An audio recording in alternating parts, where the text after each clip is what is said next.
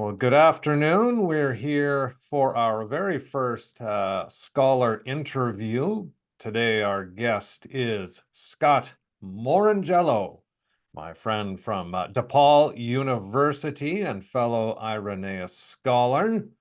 And Scott, you've been there about, what, 10 years or so at DePaul? Yeah, so I got my PhD at the University of Notre Dame, and I finished there in 2008. I think I was officially awarded the degree in 2009. Then from to the starting, I guess it was September or August 2008 until June 2014, I taught at Villanova University, which is outside of Philadelphia, in their Augustine and Culture seminar. At Notre Dame, I did my PhD in the theology department. And then in 2014, I started teaching at DePaul University, first as an assistant professor, and then I got tenure in 2020. So now I'm an associate professor. And just in July, I became chair of the department. So I am currently associate professor and chair of the Department of Catholic Studies at DePaul University. Congratulations. I don't know if congratulations are in order, but yes. One thing I did not know previously was that you also earned an MPhil from Cambridge. Yeah, so I was an undergraduate at Williams College in Western Massachusetts, a small liberal arts college in the US. And Williams still does, had a program where it would send recent graduates, like you'd apply in your senior year and then be able to go to University of Cambridge for 2 years. There's also one to go to Oxford for a couple of years. And so I got one of those. So I finished college in '01, and then I was in Cambridge from '01 to '03. So I did a diploma in theology, which is a kind of conversion course program, which worked for me because I did philosophy and classics as an undergrad. And then the second year, as you said, I did the MPhil in I forget the actual title of it's like the MPhil from the School of Divinity, I think. It's the Divinity School anyway. So, and Yes, the degree is MPhil. Yeah. very good. Yeah. Well, today, one of the primary things we want to talk about is your recent publication, the long-awaited fourth and fifth books in the Hmm. Ancient Christian Writer series, Irenaeus Against Heresies.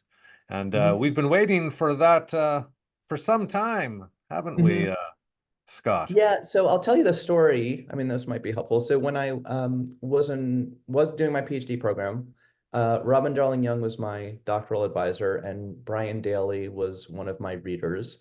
And I think it was Brian who said it to me first. He said, a good thing to do would just be to spend time translating all of the Adversus Hieresis for yourself.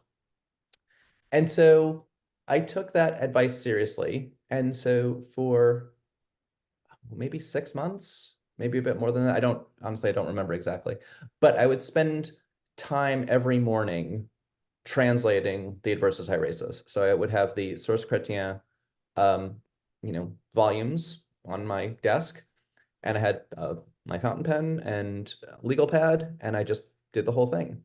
And I think I know Father John Bear has been on your is a friend of the center. And I once heard another friend, Father Andrew Summerson, whom you know, said that Father John recommended the same thing to him when he was doing his doctoral work. Father Andrew didn't work with Father John, but they knew each other. And so I had this at the end of that 6 months, or however long it was, maybe 8 months, I don't remember. I had this kind of dossier of the whole translation. And then, and this will sound silly, but it's only after that that I looked for to see if there are other English translations. I honestly didn't know. I wasn't kind of on the market for English translations. Uh, and so again, this was 2007, 8 or so. And then I found the Ancient Christian Writer series from Paulist, right? And I at that time, they had only published volume one. So I became kind of interested in this. And I said, well, I wonder if they're interested in the other ones. And then as these things happen, again, they're still somewhere in my house. I had these just manila folders of the translation. And I said to myself, then, I was applying for jobs and I got a job, and then the beginning of how to teach and all these things. And then a couple years later, I kind of asked around, and I reached out to the folks at Paulist, and this must have been um, 2010, 2014, 2011. Again, I don't remember the exact dates, but I said, well, are you guys still going to translate the rest of them? Because I have this kind of working translation, and I think that's probably the term I used. And they said they were interested, and there was actually a little bit of a clerical mix-up. And it turned out that they had Father Unger, who had done volume 1, had actually translated the other 4 volumes, and they told me that now Bishop Irenaeus Steenberg was going to be working on 2 and 3, and then he got busy with bishop duties, of course. I think he and I are about the same age, actually. Um, and then I said, well, I could help out with 4 and 5. And so I had Father Unger's translation. So I wasn't really using my translation anymore. I had Father Unger's translation. I had mine to kind of check on things and see if there were any differences, major differences. And then it became my duty to um, fix, and I put that in inverted commas, as Father Unger was a good translator, but smooth things out and make connections to the previous volumes. So I'll use the word to fix the translation, to update the notes, which took a lot of time, and then to write an introduction. And in the meantime, and the vagaries of the academy in the US, I was advised, and I appreciated that advice, to work on turning my dissertation into a book first, um, before I worked on the translation stuff. So you probably have it on that shelf. Well, maybe you do. I hope you do. Oh, look, there we go. So in 2019, I believe it was, my monograph, The Rhetoric of Faith, Irenaeus and the Structure of the Adversus Haeresis, came out with Catholic University of America Press. And I used, obviously in writing that, I had kind of new ideas for the translation and the notes and that kind of thing. And I drew on my work in the monograph for the introduction and the notes and stuff. So yes, you're right. It was a long process, longer than it should have been, and that's completely on me. But I hope to your audience and to the wider world, it makes some sense why it happened the way it did. Father Unger tragically died after volume 1 came out. So that was, I think, part of the other issue. And then, as I said, because Bishop Irenaeus, he got busy with bishop stuff. I've never met him. I think he does great work, but I've never met him. So yeah, so that's how kind of it all came together. Right. Two things that, pardon me, come to mind Sure. is you mentioned Father Unger's passing, and I was fascinated last year. I was in Lyon and Right.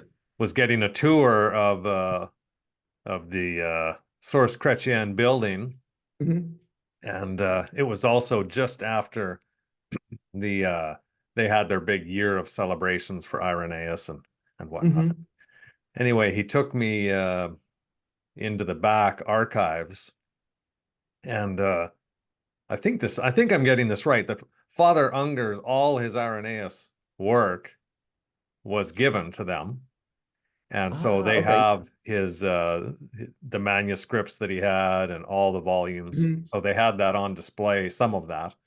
But the hmm other hmm thing that he showed me was an essay that he's written, and it's just sitting hmm there in the archives. And I can't even Oh, remember the specific oh wow. subject of it, but I think it had something to do with Irenaean ecclesiology. I might be making that up, but I looked at it and I thought, oh my goodness, why is this in the dust section?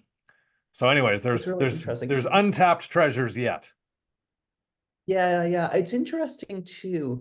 Um, so, like all of us, right? Father Unger's notes spoke, I thought, to a particular time, a particular place, and certain things that he was interested in. And it was a real struggle is not the right word, but I thought a lot about what sorts of I took out some of his notes that I thought were actually quite beautiful, but were very how to say, kind of more on the like pious side of scholarship, which I have no problem with at all. I mean, again, he's a serious scholar, and but I wasn't. So he had these kind of lovely reflections on Marian devotion and stuff like that, which I again appreciated. But one of the things kind of in the back of my head, and I think this is an interesting question to think about for all translators, and I know it's the kind of stuff that you think about, and the sort of stuff that the your center is concerned about. Like on the one hand, these texts are, and I think should be, well, let me say it this way, should be available and should be informing the life of Christians as Christians, right? So like helping, deepening their prayer lives, helping them get closer to the history of the church, informing their own church practices, etc. Right? I think that's really important. I think that's a wonderful thing that happens with the sorts of texts we deal with, right? On the one hand. On the other hand, these are also scholarly works, right, that deal with questions of scholarship in terms of, manuscripts and translations and how to translate this verb and what kind of philosophical and theological issues were surrounding the author as he wrote, right? And so trying to find that balance, I think, is really important, but it's also quite hard, I think. I'm not sure how well I pulled it off, but it's something that I thought about a lot, and something that, again, what Father Unger's readers might have been comfortable with 30 or 40 years ago as he was working on it might not be of interest, let me put it that way, to folks today. And so it wasn't, I didn't like quote chop like lots and lots of stuff, but there are a few passages, a few footnotes, and then even like a few parts of footnotes.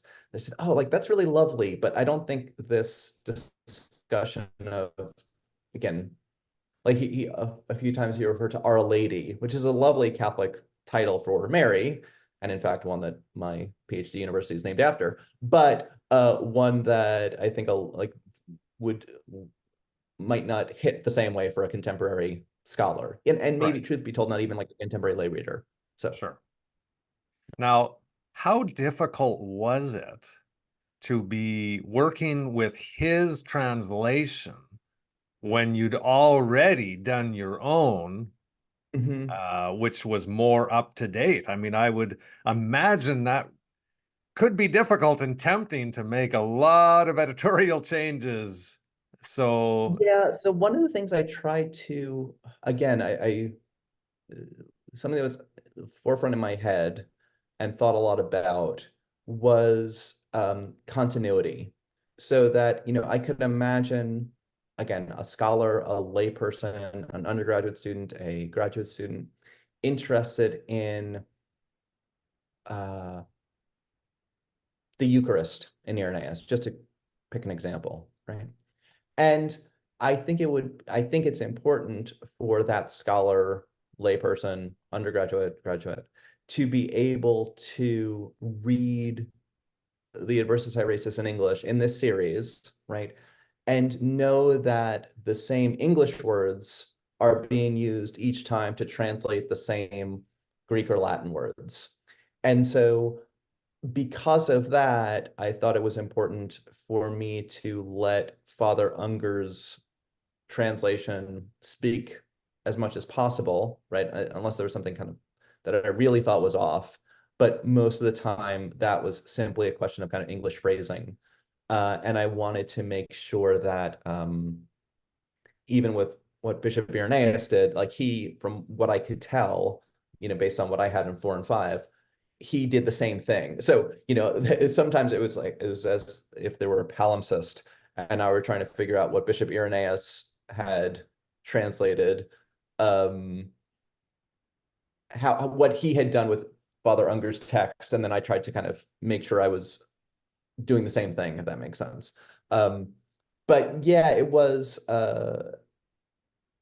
my translation, to be clear, that I did while I was writing my dissertation was very much a working translation. So I hadn't kind of made it particularly beautiful. So I tried to do that when I, when I was quoting sections in the dissertation, or even more importantly, when I was quoting sections in the monograph. But I know some translators are like this, and I think even in teaching or writing, I have some kind of turn of phrase that I really love and I don't want to let go of. And thankfully, there weren't too many of those in my translation. And I feel like, oh, my turn of phrase is so much better than his that I want to get rid of it.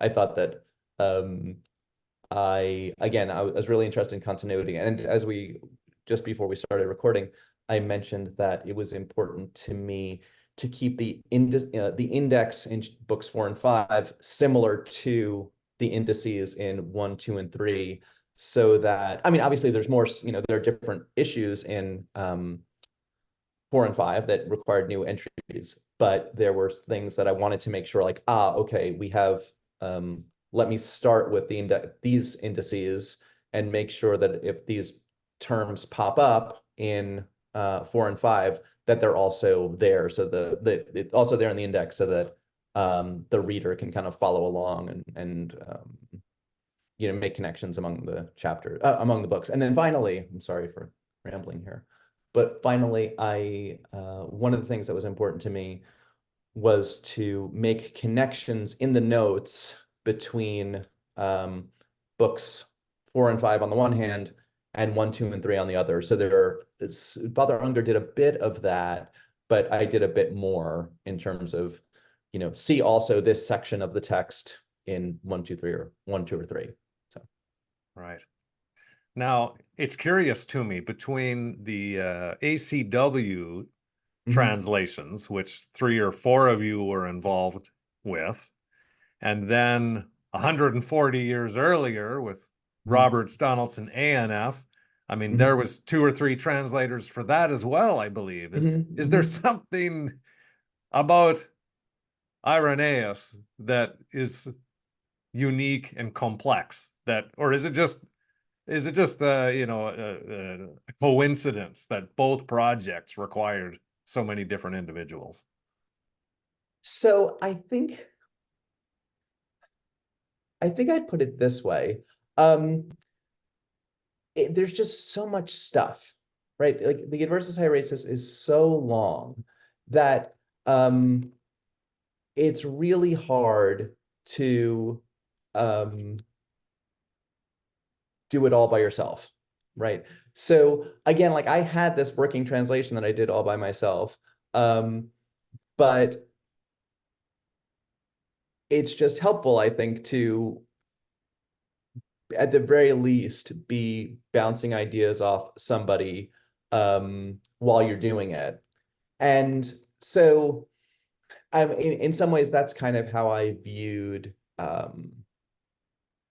my work on this. Like, oh, I had these previous volumes that 2 other people had worked on, and there were a couple others too who worked on the translations,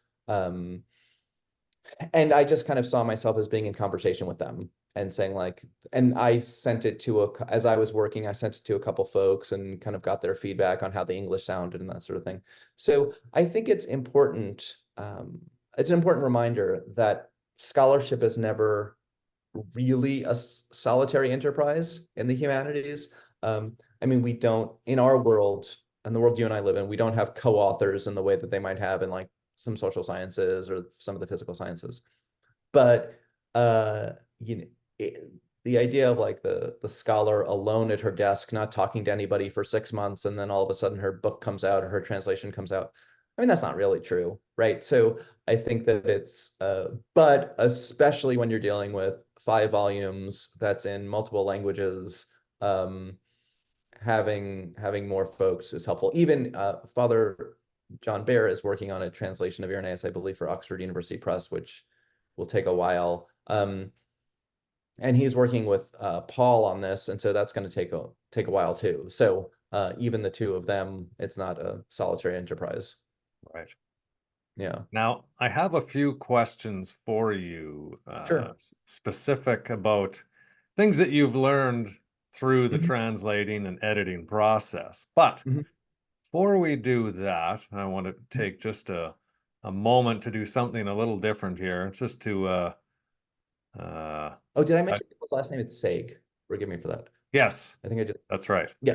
Sorry, apologies. Um, We're Paul friends, so I sake. just, yeah, yeah, I forgot to mention his last name. So here's what I want to do, Scott. Forgive me for this. I'm ambushing you, Uh-oh, but okay. It wouldn't be the I first time. I teach undergraduates after all. So. yes, I know. Uh, in preparing for this interview, I just posted an hour ago on our center socials that I would Oh, be yeah, I doing saw this, that. Yes. and so I wanted to find an up-to-date, sharp, high-res image of you. So this Yes. might become my new practice when doing these interviews. Is Hmm. you tell me which of these pictures is you, Hmm. and which of those that I searched are not you. That's So me in the that looks middle. like you there. I don't Yeah. think there's any doubt about that. I think that was teaching the fathers somewhere or something. So I'll say more about that in a minute, which is it's very related again to the work of your uh, uh, center. But yeah, so that's me in the middle. Okay. And oh, this one That's looks also me, and familiar. there's one you. You're there too, or did you take the picture? Oh, you know, you're right there too. On the I'm other, two you over still, from you. That's right. yes, exactly. So that was you and I and Mhm. the Irenaeus crew at Oxford. Yeah, there's Paul Sig next to Father John. Oh. Yes, there we go. Mhm. Absolutely. Okay. So, oh, how about this one? Can you Still see me. that? That's tiny. I I don't don't know if I I don't can know where you got that one, I don't but know if yes. I can zoom that. Can you actually see that? Oh yeah, that is me. That is me. That's something I wrote for my high school, I I think. believe that's you in high school. No, no, no. So, It's something I wrote for my high school. They wanted a picture. okay. So, yeah. And then the last one I wanted to share was again, I searching for high resolution images and this came up. So that's That's not me. you don't look near as good there, Scott. I don't know who that is. I don't wear blue. I only wear white shirts. Okay, so well, we found pictures from the 90s and pictures from England, but Yeah, they're yeah. not all you. Not Okay. all me. But just on that first picture you showed, actually, Yes. um, one. So I'm, as I said, I'm an associate professor in at DePaul, and I'm in the Catholic Studies department, which means I teach classes that are kind of historical, classes that are literary, and classes that are theological. And but which I love it and I love the students and stuff. But one of the other things I do in Chicago is I help out at a parish on the north side of Chicago and run kind of weekly adult ed classes. So the picture that you showed was actually the first one I did a couple years ago on the fathers of the church. So we don't always do kind of theological themes. Right now we're doing something on um, memoirs, but yeah, so I like your center. I think it's important for scholars, obviously, to do their scholarly work and for other scholars, but also the more we can do not just public facing writing, which I think is essential and really important, but also kind of public facing teaching in church groups or community groups or whatever. I think that's really important. So I try to do that as well. That's wonderful. That's Yeah. wonderful. Well, let's talk again a little bit about some insights that you may have gleaned from Hmm. the process. Again, we know that those such as Father John, they will always continue to tell us to get into the original languages and the value Hmm. of Hmm. translating as you did. So I'm curious in this process of the second time going, albeit through Hmm. someone else's Sure. Hmm. translation, Hmm. some new insights you may have picked up again, things that you hadn't caught you from before. Uh, Hmm.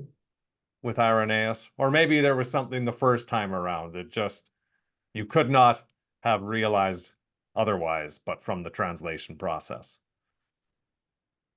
That's a great question. And, it's hard to separate just the translation process from kind of everything else going on in my head at the time. But I will say that one of the things, especially in books 4 and 5, that I became increasingly interested in and has kind of helped shape some stuff I've been thinking about recently was how important for Irenaeus the teacher-student relationship is. So there's this kind of famous passage in book 4. It starts around chapter 32, 33, where Irenaeus like refers to this certain elder and the teaching of a certain elder. And there's a scholar that we both know named Charles Hill who believes that that elder is Polycarp, Bishop Polycarp. And Irenaeus doesn't say that explicitly, but I think Professor Hill has kind of convinced me that that's the case. And and then in book 5, a passage where Irenaeus is talking about the Eucharist, he quotes, although not by name, Saint Ignatius of Antioch, and clearly views him as an important teacher. And we see this a little bit more in book 3, right? But reading these passages in books 4 and 5 really reminded me that for folks in Irenaeus's day, and I think Christians today should take this seriously, Christian teaching goes from person to person. Even if you're using books, even if you're using social media, even if you're using websites, etc., a Christian teaching goes from person to person within a community. And thinking about Irenaeus's own historical context, in which there had just been this massacre of folks in 177, and he's writing in Lyon and in Vienna, and we have an account of this, which Irenaeus himself may well have written. I tend to think he did write it. That the importance of community and the importance of kind of teaching person to person and knowing your students and having your students know your teacher. I think that not only is that an important lesson for Christians to be reminded of, but it's also an important lesson for folks who are interested in education to core to be reminded of. So that was something that, again, as I was translating, really, and I guess I was thinking a little bit about it anyway, but as I was going over this stuff, really reminded me, really kind of came to the fore of my own thinking. So that would be one thing. I'm trying to think of other things that I was thinking of. This is going to sound trite, but but I suppose it's related. When I was working on my monograph, right, it was kind of my idea kind of through and through, or at least that's what I hoped, or at least that's what I was told it should be, right? And kind of me building an argument. And I think that's what scholars do and should do, and I think that's good, right? But doing a translation, well, let me start that again. When you're writing a scholarly article or a scholarly book, even though you don't want to do too much eisegesis, you don't want to read too much into what your author is saying, you're kind of in control, right? It's your argument, and then you're using the author to kind of back up your argument. Even as you say that you got the argument, you're seeing something that's in the text. Whereas with translation, it's really the author the whole time, right? And you want to stay true to what the author is saying, and you want the notes to inform the reader on interesting points that other folks said about this passage, right?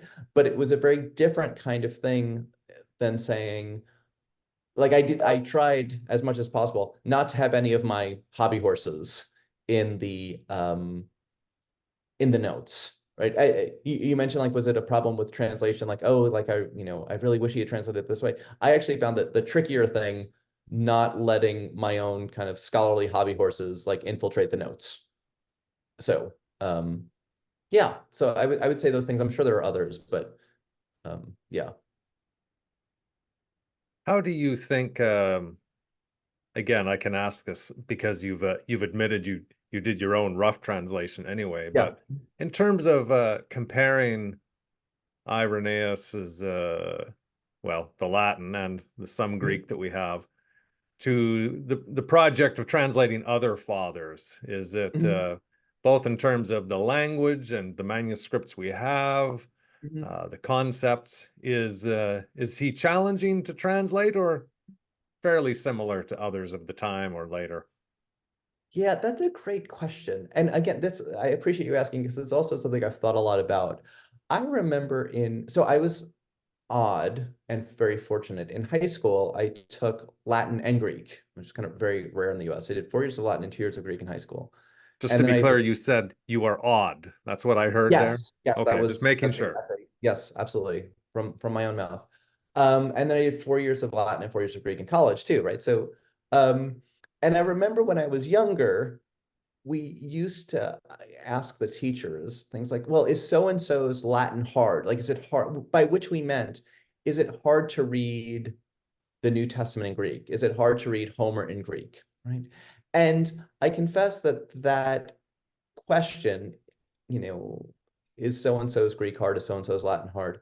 Kind of always stuck with me and something that I always kind of kept asking myself and other scholars. And this project, um, both, when I was doing it for my dissertation and working on the ACW translation, um, it's like every author I've come across, whether it's been thinking about Ignatius and the martyrdom of Polycarp very recently, right? So I've been reading their Greek a lot. Um, and every, like, there comes a point where the language is the language, and you know it or you don't, right? And you kind of get better at it, and some things look very familiar and some things look quite odd. But again, for English speakers, it's like reading James Joyce and John Steinbeck. They're both authors who write in English, right? But it's just a very different experience reading them, each of them, right? And so reading Irenaeus and he's pretty much he's a slightly younger contemporary of Ignatius of Antioch. Ignatius, let's say, just basically a generation ahead of him. And you think like, oh, like these are exactly the same thought worlds, right? Because it's not that much different. And then you read them and like, no, I have like this is actually quite different. Not in terms of the language, right? Like I know how to parse the verbs and know what the nouns mean and stuff like that. But just one of the things I found really fun, and I always find fun, like I do enjoy it, is trying to figure out the thought worlds of these people, like what they were coming at. And it's so hard, especially in a kind of Christian context. We, especially stuff that happened before the Council of Nicaea, it's really hard for us to step back and say like, oh, like what exactly do they think about the Holy Spirit here? Or what exactly do they think about the relationship between the Father and the Son here? And again, it's easy, quote unquote, to know what the words Father and Son and Spirit mean in Greek. Like that's not a big deal, right? But it's not so much that the language is difficult, but knowing how to understand the language in the time is the difficult and exhilarating thing. And so working on and seeing how someone else like Father Unger kind of worked on that was really neat. And I was like excited to, I think I probably, I mean, this sounds like some kind of selfish thing, but I think I probably got more out of it from that. Just kind of like, oh, this is how he translated this stuff. This is what he's thinking. Then looking at his notes. And then I tried to kind of get that across to the reader of of what you have in front of you. So What first attracted you to Irenaeus? my I forget now if it was my first or second year of graduate school. Um, I think it was my second. I did a class with Robin Darling Young on I think it was called Irenaeus Clement and the Reply to Gnosis. And I think that was like the reply to Gnosis was definitely a part of it. And um, I had gone into graduate school thinking I was going to do a work on Thomas Aquinas at first, and then after my first semester, I was like, no, I'll probably work on St. Augustine, and I was going to do something on St. Augustine and contemporary philosophical stuff like Hegel and post-Hegelian stuff. And I still am very interested in those questions. But with Irenaeus, I mean, graduate school is funny because, part of it is like, what are you passionate about? What are you super interested in? And then part of it is, well, what's everybody else doing, right? And then another part of it is like, well, what's seems uh, understudied, right? So that kind of, and then if there's a Venn diagram of those three things, um, as I said, I love Thomas Aquinas, I love St. Augustine, but both like the students just a few years ahead of me, like everybody was working on those two guys, right? And so I said, well, I'll do something different. And then this class with Robin Darling Young that I took, I just really got interested in it's something that's kind of stuck with me ever since. Um, the relationship that early Christians saw between love on the one hand, agape, and gnosis, knowledge or gnosis on the other, and what exactly that relationship is and should be. And I think it's a essential question in the history of kind of Western thought more broadly. I think it's an essential question in our kind of contemporary age.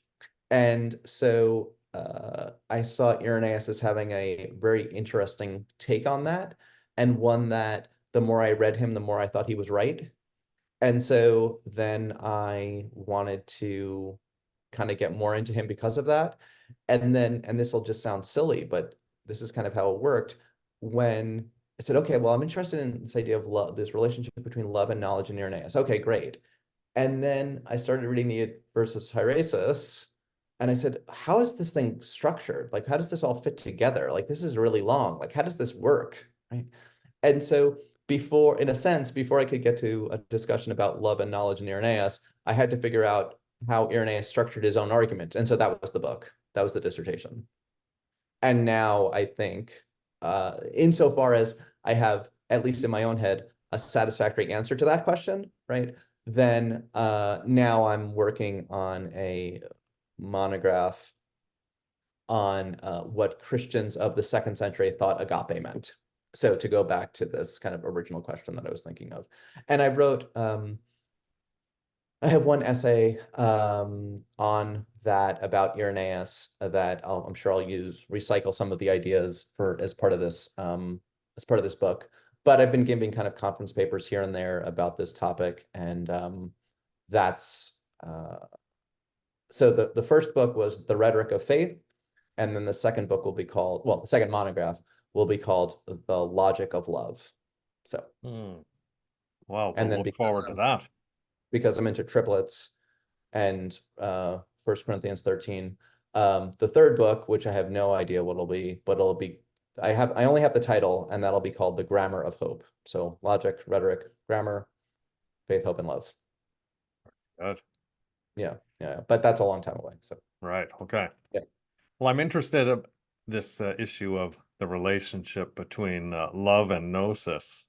And I'm not sure how related it is, but when Irenaeus says that, he's met with various heretics, he's been to their meetings, he's read their books, that he prays for them and longs for them to return. So you're the one that's published, this work on rhetoric. How genuine do you, I mean, we can't get behind, we can't Sure. get to the heart of it, but how genuine do you think he is with claims such as that? So I think for the longest time, um, at least since uh, the 70s with the kind of work of Elaine Pagels, and before that, maybe with Saganard's work in the French in the 50s and 60s, there was this image of Irenaeus as a kind of heresy hunter, and that this kind of either Grand Inquisitor or Torquemada figure, right? That who was kind of after, when it's kind of like eat ice cream and bust heads and ran out of ice cream. And I actually think that in reading him, that he's much more pastoral than his critics in the past have given him credit for. And I think that it's really easy for us, and heuristically, I mean, I suppose there's a way in which we kind of have to do this, but it's really easy to kind of make good guys and bad guys. I have a 7-year-old who is really into, like, who's good and who's bad. He's maybe a little bit less into this now, but when he was 5, he was very interested in, like, who's good and who's bad, and politicians were good or bad, and baseball teams were good and bad, and I do think that Irenaeus is really concerned with this idea that there are some people who basically are smarter than others, some people who just kind of have it, and others who don't. And the folks who say they have it, right? He's worried that they're excluding folks who don't have it.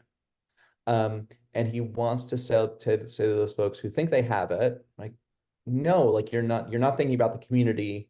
You're not the message of Jesus. This is not how we read the scriptures. My way of reading the scriptures is much more straightforward than yours, much more plausible.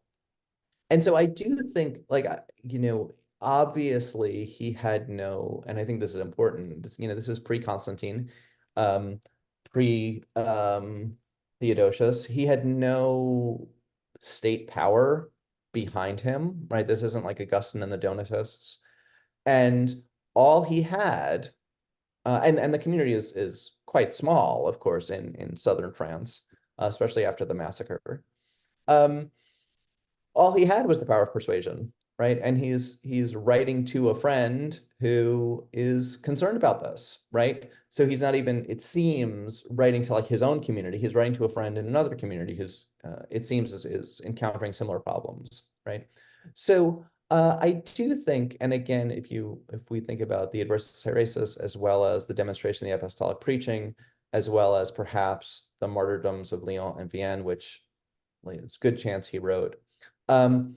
Again, I don't see a kind of, like, Grand Inquisitor Torquemada figure. Instead, I see someone who is really concerned that the love of God in Christ be lived out in and through human bodies, and in and through an embodied community that is, for lack of a better word, sacramental. And his concern is that there are some folks who are not particularly interested in embodiment, either their own or Jesus's, aren't particularly interested in ritual, although if they are, he's kind of scandalized by it. And number 3, don't particularly seem to be interested in community. Now, I think it's a fair question, after the discovery of the documents in Nag Hammadi, people said, oh, we had this new information, and, Irenaeus is ignoring this. I mean, one thing that we don't know, and I think it's worth remembering that we don't know, is that we don't know what texts Irenaeus had access to, and we don't know if things in southern France, or indeed Rome, where Irenaeus spent some time, or even in Asia Minor, where he grew up, we don't know if the folks he encountered in those 3 places bore any similarity to the folks in Egypt, or the folks whose documents ended up in Egypt, right? So yeah, I do think, I mean, I'll happily defend Irenaeus on this, that I do think he had this real kind of pastoral sense, and didn't want to chastise people for the sake of chastising them, but instead was really concerned that the message of Christianity is a love that can lead to death, but that death isn't the final word. But he wants to honor those people who lived the embodied love of God, and especially those people who lived the embodied love of God who were then killed for it. Mhm. Last question for you. Sure. We know that what's it been, a year, or I guess 2 years now, since the Pope announced Irenaeus to be Doctor of Oh, yeah, Unity, that's right. and as such, the earliest doctor of for the That's Catholic right. Church. So there's obviously a relevance that was acknowledged there. Again, from your own perspective, I mean, you just mentioned a few themes that are as valuable today as ever, but anything else that you would say that Irenaeus has that's, something that really could be worthy of being received and reflected upon for our own culture? Yeah, absolutely. Well, let me stick with the church culture specifically. When Pope Francis announced his intention to do that, right? So obviously it's happened, but previous to that, he announced the intention to do it.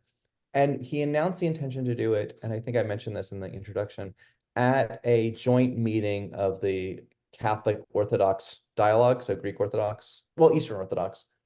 And oh, in 2017, I guess, Father Brian Daly invited me to a conference in Tantor, which is Notre Dame has a kind of study center just outside Jerusalem that was founded in just after the Second Vatican Council by Pope Paul VI in order to increase Christian ecumenical dialogue.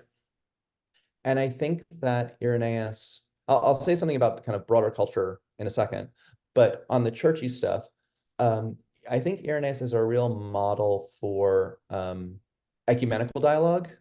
So everything, he is before the obviously before the kind of Reformation debates, right?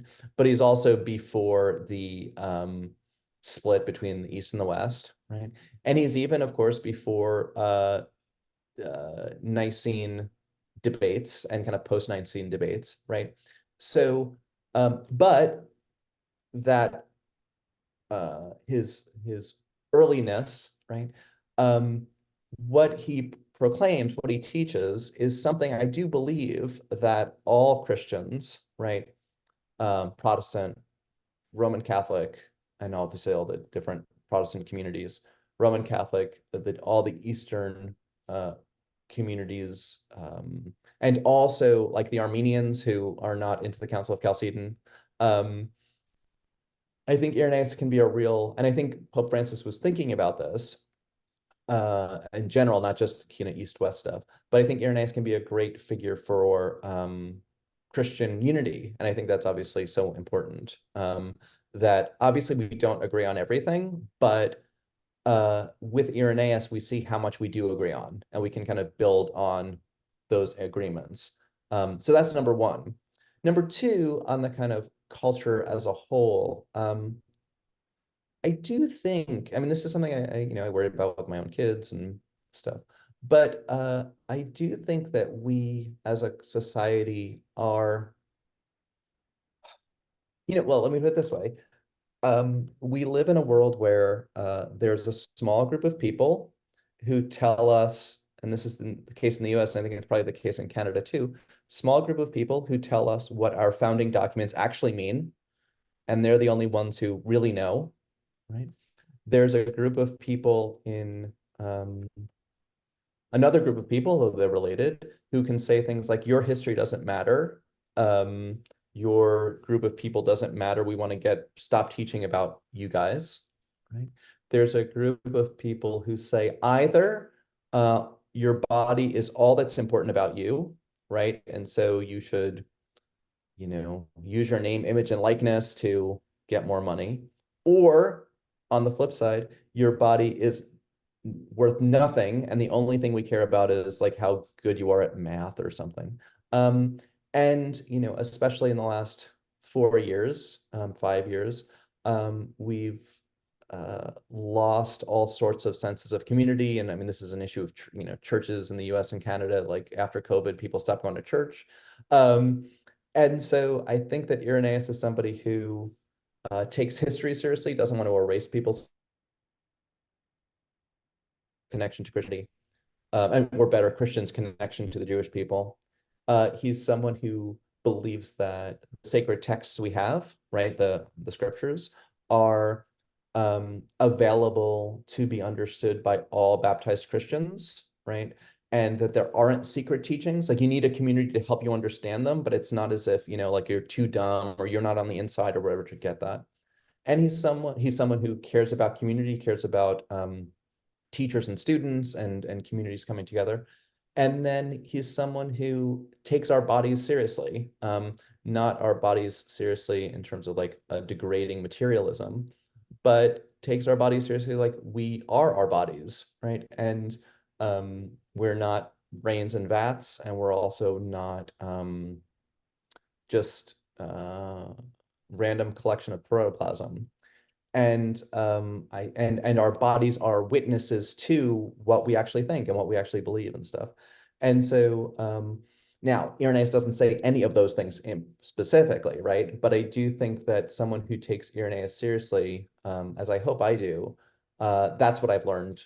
Those are some of the lessons I've learned from him, both on the kind of ecclesial side and on the society at large side. And would that we all spent more time thinking about those things the way he does. Indeed, and well said. Thank you so much. Yeah. And so, yeah, again, these are Dr. Moringiello's two recent works, and Mhm. they are excellent, and I highly recommend them. And I thank you so much for joining us today. And we definitely look forward to those future projects you mentioned. Thank you so much. It was an honor to be considered by you. And we've been friends for a while now, but it's exciting to kind of be able to talk in this kind of format. So thank you so much. Thank you, Scott.